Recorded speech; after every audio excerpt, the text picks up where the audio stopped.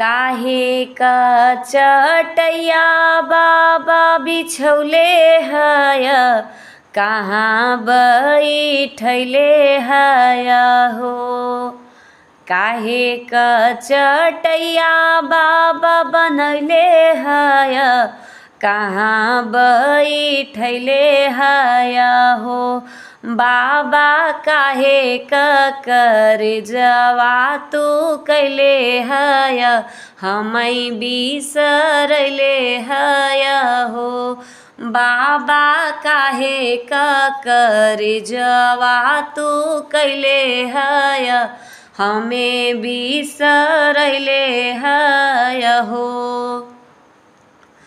कुसे का चटैया बेटी हो बनौले बानी, तो हई बैठौले बानी हो।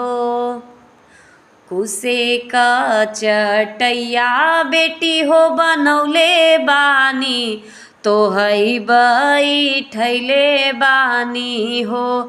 बेटी हो काठे कर जवा हम कैले बानी, तो हई बिसरले बानी हो। बेटी हो काठे कर जवा हम कैले बानी, तो हई बिसरले बानी हो। तोहरे पोखरवा के मछली हई, काहे नाही सहेजत हो। बाबा तोहरे पोखरवा के मछली हई, काहे नाही सहेजत हो।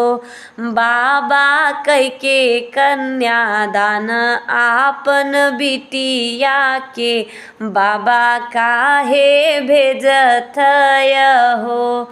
बाबा कैके कन्यादान आपन बिटिया के, काहे के भेजत हो।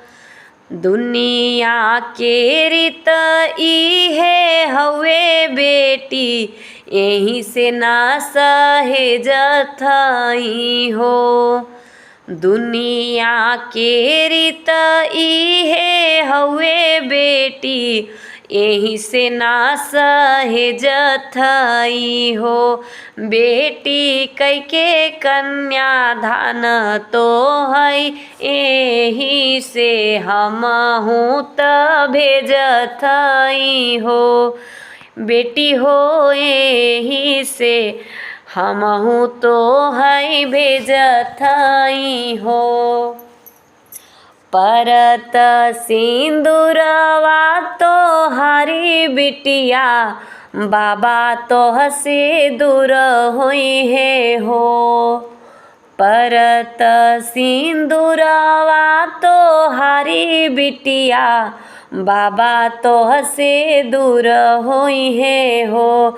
बाबा के तनौ बोलऊ बदुलारी बेटी के, तबौ ना लौट के अइहे हो।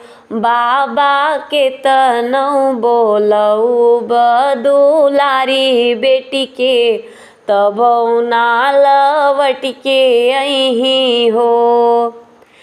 यही सोची सोची बेटी अखिया से आंसू झर झर बहे हो।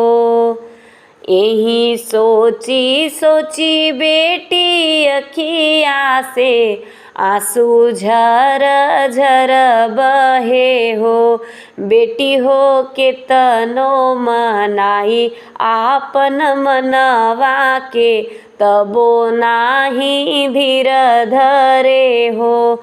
बेटी हो के तनो मनाई आपन मनवा के, तबो नाही धीर धरे हो।